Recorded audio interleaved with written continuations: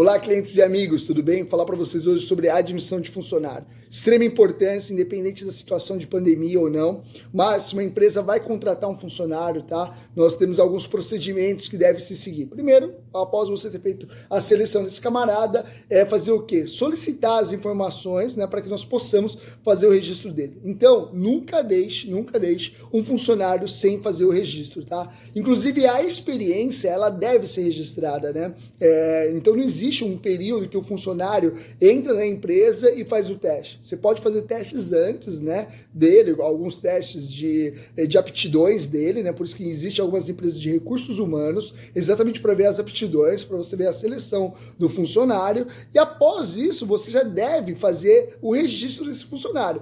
Então a legislação trabalhista, para saber qual é a convenção coletiva, quais os direitos que esses funcionários têm, né, cesta básica, PLR, se tem que contribuir para o sindicato, se ele vai fazer a opção de não contribuir para o sindicato, você vê quantas questões importantes, e aí depois disso que tudo, a gente insere essas informações no nosso software de admissão e por último envia para o E-Social, que é a plataforma do Ministério do Trabalho, Ministério da Economia e todas essa plataforma, e após envia o contrato de trabalho ao funcionário, à empresa, né, para que você faça o quê? Contrato de trabalho, declaração de salário família, declaração de imposto de renda, ou seja, olha quantas informações tem que ser feita quando você faz a admissão de um funcionário. Então, de extrema importância essa relação entre contabilidade e empresa que seja assertiva, beleza? Obrigadão e fica com Deus.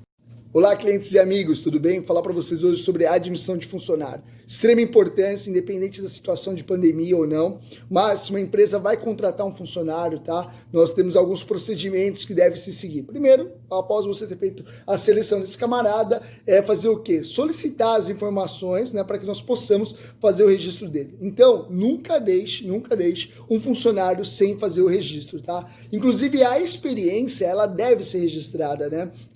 Então, não existe um período que o funcionário entra na empresa e faz o teste. Você pode fazer testes antes, né, dele, alguns testes de aptidões dele, né, por isso que existem algumas empresas de recursos humanos, exatamente para ver as aptidões, para você ver a seleção do funcionário, e após isso você já deve fazer o registro desse funcionário.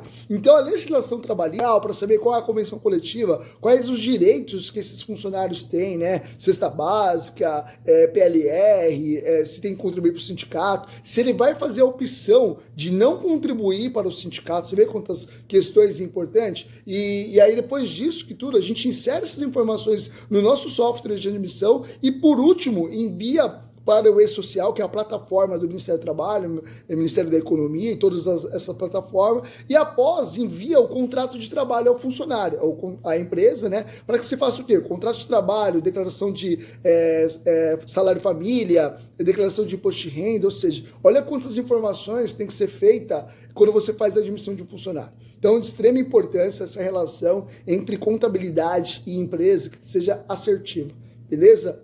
Obrigadão e fica com Deus.